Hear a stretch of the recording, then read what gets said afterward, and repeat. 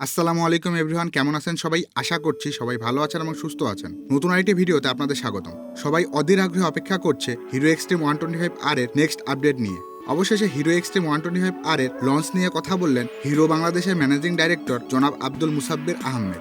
আজকের ভিডিওতে আপনাদের লঞ্চ সম্পর্কিত সকল কনফিউশন দূর করব ইনশাআল্লাহ। তো চলুন কথা না বাড়িয়ে মূল ভিডিওটি শুরু করা যাক।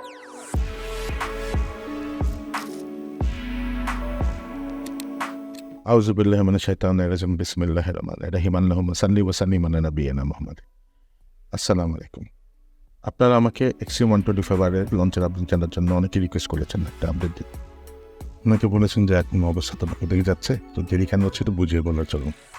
আসলে ভাই এটা বেশ বড় কাহিনী, তবে আমি সংক্ষেপে মেইন পয়েন্টগুলো আপনাদেরকে বুঝিয়ে বলার চেষ্টা করছি ইনশাআল্লাহ। সমস্যা শুরু হওয়ার আগেই $20 রেট বাড়ার জন্য আমার অনেক অসুবিধা হওয়া সত্ত্বেও আমি প্ল্যান করেছিলাম যে 26শে জুলাইতে লঞ্চ করবো ইনশাআল্লাহ। এই জন্য 12ই জুলাই ঢাকাতে একটা টেস্টের প্রোগ্রাম করি আমি। তারপর আমি একটা পোস্ট দিয়ে আপনাদের জিজ্ঞেস করে যে আমি এই ধরনের টেস্টের প্রোগ্রামটা নেক্সট কোথায় করতে পারি। আমার প্ল্যান ছিল যে 19 জুলাই থেকে আপনি দেশের 5টা শহরেই একই রকমভাবে টেস্ট ড্রাইভ প্রোগ্রাম করে 27 তারিখে লঞ্চ করে এবং তারপর প্রি বুকিং শুরু করব, আর তার 1 মাস পর থেকে ডেলিভারি শুরু হবে। কিন্তু ওই সময় দেশের অবস্থা দেখে আমি সব প্রোগ্রাম ক্যান্সেল করি। 19শে জুলাই বিআরটিতে অনেক ভাঙচুর হয়। 31শে জুলাই বিআরটি অফিসিয়ালি প্রজ্ঞাপন দেয় যে সেপ্টেম্বরের 15 তারিখ পর্যন্ত ওদের সব কার্যক্রম বন্ধ থাকবে। আমার অগস্ট মাসে উৎপাদন করে যে গাড়ির ডেলিভারি প্ল্যান ছিল সে অর্ডারের গাড়িও আমি ক্যান্সেল করি, কারণ ওই সময় আপনার সব ধরনের ইম্পোর্ট বন্ধ ছিল এবং বাংলাদেশের সব যে পোর্ট ছিল পোর্টগুলো বন্ধ ছিল। আমি তখন ঠিক বুঝতে পারছিলাম না যে আপনার পরিস্থিতি কবে স্বাভাবিক হবে। আর বিআরটি যদি একদিন বন্ধ থাকে তাহলে আমি যে গাড়ি আনতাম সে গাড়ি এনে আপনার একটা টেস্টিং করা, একটা অ্যাপ্রুভাল করা আমি করতে পারবো না এবং গাড়ি আপনাদেরকে বিক্রি করতে পারবো না অবস্থায়। পরে 5ই অগস্ট 36শে জুলাই হয়ে গেল, আলহামদুলিল্লাহ অবস্থা আস্তে আস্তে নর্মালের দিকে। বিআরটি অনেক আগে খুলে গিয়েছে, যদিও ট্যাপ অ্যাপ্রুভাল এবং এ ধরনের টেস্টিংয়ের কাজগুলো ফুলদমে শুরু হয়নি, তবে আমি খুব আশাবাদী যে তাড়াতাড়ি শুরু হয়ে যাবে ইনশাআল্লাহ। গাড়ি উৎপাদন করা আর উৎপাদিত গাড়ি ইম্পোর্ট করার ভিতরে অনেক পার্থক্য আছে ভাই। উৎপাদনের গাড়ির পার্টস আমাকে 3 মাস আগে অর্ডার করতে হয়, আর একটা রানিং প্রজেক্ট হুট করে থেমে গেলে আবার চালু করতেও সময় নেই। এই মডেলটা উৎপাদনের জন্য আর মার্কেটিংয়ের জন্য আমি অনেক টাকা ইনভেস্ট করেছি। লঞ্চ দেরি হতে আমার ইতিমধ্যে কয়েক কোটি টাকা লস হয়ে গেছে, আর যত দেরি হবে প্রতি মাসে আমার 1 কোটি টাকার উপরে লস হবে। আপনারা কয়েকজন ইঙ্গিত দিয়েছেন যে আমি ইচ্ছা করে হয়তো বাইক দেরি করছি, বা অনেকে আবার বলেছেন যে আমি আপনাদের আবেগ নিয়ে খেলছি। ভাইয়া, আমি ড্রামা সিরিয়ালের ভিলেন না, আমি একজন ব্যবসায়ী। আপনাদের আবেগ নিয়ে খেলে বা নাটক করে আমার কোনোই লাভ নেই, বরঞ্চ জুলাই মাসে লঞ্চ না করাতে আমার আর্থিক ক্ষতি হয়েছে এবং আমার ভাবমূর্তিও নষ্ট হয়েছে অনেকের কাছে। তবে ওইটা মুখ্য না। আপনারা যে লঞ্চ না হওয়াতে মন খারাপ করেছেন সেটা আমার কাছে অনেক বেশি বড়, বা আমাকে সেই জন্য খুবই খারাপ লাগছে।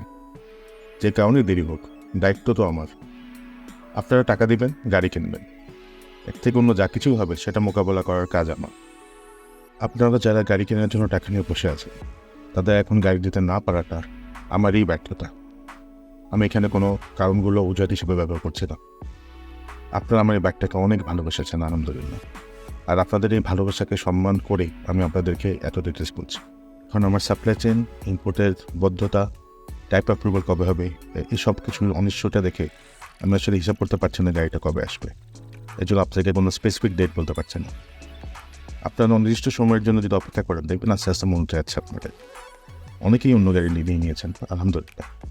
আবার অনেকে আমার উপর এত আস্থা আছে যে আমার সাথে আলোচনা করেছেন, সাজেশন নিয়েছেন আমার কাছ থেকে যে কোন ব্র্যান্ডের গাড়িটা আপনার জন্য ভালো হবে। আমি আপনাদের সিচুয়েশন বোঝানোর চেষ্টা করেছি, আপনাদের আবেগকে সম্মান করে। আপনারা সবাই বিচক্ষণ। আপনার কষ্টার্জিত টাকা কোথায় ব্যয় করবেন সেটা আপনি সবার ভালো বুঝবেন। আমি এই গাড়িটা নিয়ে কাজ করে যাচ্ছি। এই গাড়ি আমি বাংলাদেশে লঞ্চ করবো ইনশাআল্লাহ। লঞ্চের আগে আমি জানাবো আপনাদের। আপনার শহরের আশেপাশে আমার কোনো প্রোগ্রাম থাকলে প্লিজ এসেন। আমার সব প্রোগ্রাম কিন্তু সব বাইকারদের জন্য, আপনি যে ব্র্যান্ডের গাড়ি চালান না কেন। এরপরও যারা ভাবছেন যে আমি আপনাদের ট্রোল করছি বা আপনাদের ইমোশন নিয়ে খেলা করছি, এই অংশটা কিন্তু শুধু আপনাদেরই জন্য। আপনারা আমার আবেগকে বুঝতে না পারলেও আমি আপনাদের আবেগ বোঝার সর্বোচ্চ চেষ্টা করি এবং করব। আমি আপনাদের জন্যই কাজ করে যাব, আর আপনাদের সকলের সাথে থাকবো যতক্ষণ পারি ইনশাআল্লাহ। তো এই ছিল আজকের ভিডিও। লঞ্চ সম্পর্কিত অন্য কোনো প্রশ্ন থাকলে তা অবশ্যই কমেন্ট সেকশনে জানান। ভিডিওটি ভালো লাগলে লাইক দিন। চ্যানেলে নতুন হয়ে থাকলে চ্যানেলে সাবস্ক্রাইব করে পাশেই থাকুন নিত্য নতুন বাইকের আপডেট সবার আগে পাওয়ার জন্য। ততদিন মতো সুস্থ থাকুন। দেখা হচ্ছে পরবর্তী কোনো ভিডিওতে। আল্লাহ হাফেজ।